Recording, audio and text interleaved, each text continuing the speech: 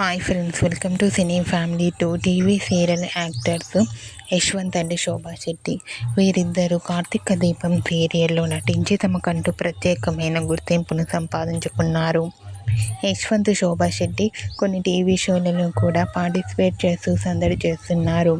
వీరిద్దరూ తమకు సంబంధించిన ప్రతి లేటెస్ట్ అప్డేట్స్ని ఎప్పటికప్పుడు షేర్ చేస్తూ ఉంటారు.